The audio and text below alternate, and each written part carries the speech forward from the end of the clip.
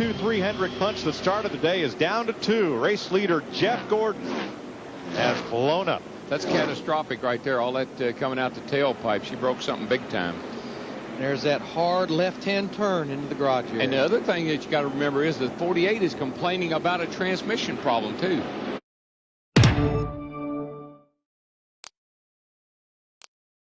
Cars are really slipping. Oh, here we go. See Montoya. And there goes Denny Hamlin down on the apron into the grass. Big damage for the 11. Caution is out for the 8th time today. And I was just getting ready to say, these cars are really slipping and sliding on new tires. They go down in the corner and go straight up the racetrack. It just looks like a slide job. Yes. On top of it. It's incredible. He was running in the 14th position when he got sideways off the corner. Hamlin has won the last 2 races here in June, and that thing's on fire. Yeah, he's going to probably want to get out of that pretty quick. I'd say real quick. There's a great onboard shot. Find the. Whoa, Newman!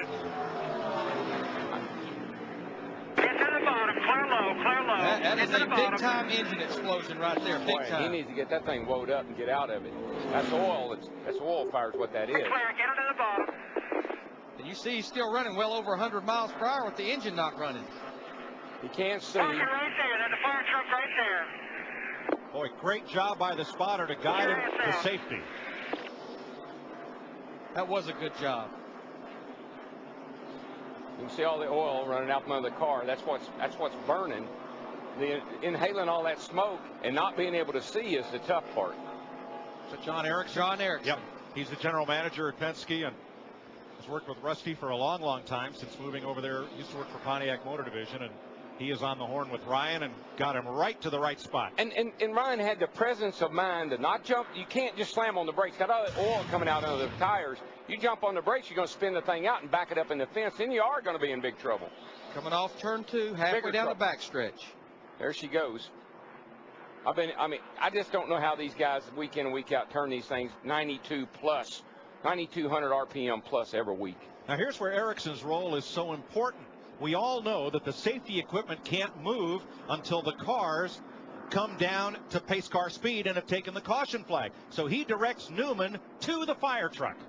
Did you see the fire up inside the car? I mean, as we were looking at that, the whole right side of the car is engulfed in flames.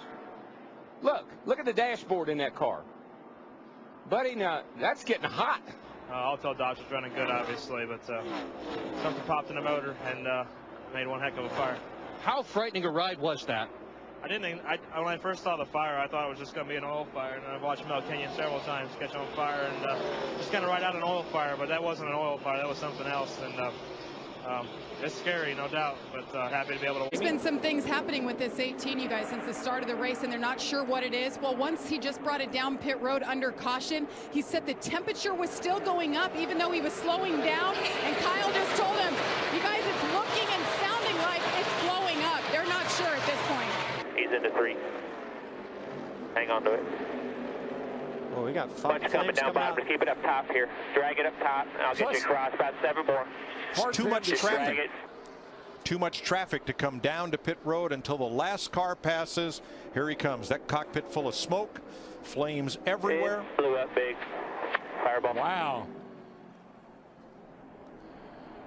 Boy, that, you know how rare that is these days to see an engine let go like that? We knew something was going on with this race car, Mike. We didn't know exactly what it was, but that's huge. Oh, that's big. Look at the flames. I guarantee it got hot in there after that. Freeway race. Yeah, absolutely. And is Johnson going to have to get right to the bumper to really loosen Keselowski up to make that mistake? Just sneaks the left headlight out to 1 and 2 here. Oh, there's the move. He's not going to give it up easily, though. I don't think he can do anything about it now. Still leader, 48. All right, baby, let's tear that thing out. Don't look back. Biffle closing in on that 48 car. Now, that was about a half a second difference last lap. Smoke from the 48 car. What are you kidding me? Just make sure we finish it, bud. Other Hendrick Motorsports cars with engine troubles earlier today. Inside of 6 laps to go, Johnson loses the lead, Dave. A lap ago, he said motor laying down, and they radioed back as if they weren't sure if he was kidding or not. He's not. And there it goes. Might bring a caution now. Stay on the bottom. That's it, it's dead. You can see the water coming out of the exhaust pipe. From leading the race with 6 laps to go to headed for the garage with 5 laps to go for Jimmie Johnson. Wow.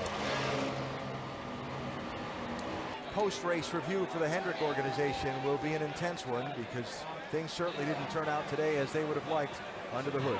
No, and as they look towards the chase, you know, there's 5 mile-and-a-half tracks in that chase. A lot of RPMs turned at those tracks too, so something they'll be looking into. See the disappointment with Jimmy right now. And who can blame him?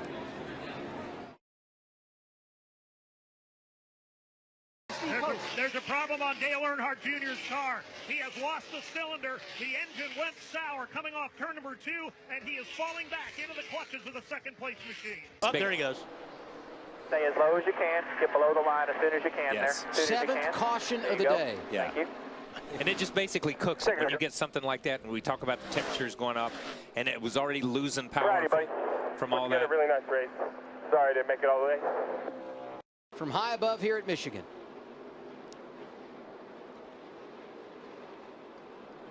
Poof. See Harvick and Edwards scattering to the outside. They didn't want to be in the wrong place when that thing let go. And either slip up in the oil or. And that might have put down a little oil. You saw that thing kind of wiggle when he was trying to turn it down to the inside. It kind of wiggled back and forth a little bit. Yeah, he's definitely got mechanical failure on that 48 car. I don't know if it's an engine, guys, or a transmission or something like that, but it's definitely related to what happened yesterday with his backup car. Alan?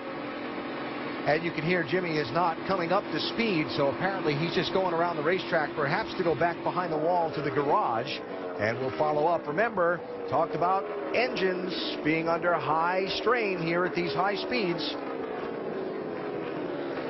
Oh no, I think we're blowing up, boys. All right, baby. I think you are. Get down below the line. I got about 10 back. Yeah, I mean, that's probably the end of the day for Jimmy. When the driver says that, he's usually right. He can tell more. Come, guys. Coming through the thing. Yeah. That's a shame because he had a really good car today. Was running 8th at the time. And now behind the wall, and the Michigan jinx for Jimmie Johnson continues. Yeah, for Jimmie Johnson and these Hendrick engines here. Blew up 4 times in the last 2 races here. A couple of them while they were leading. What do you hear?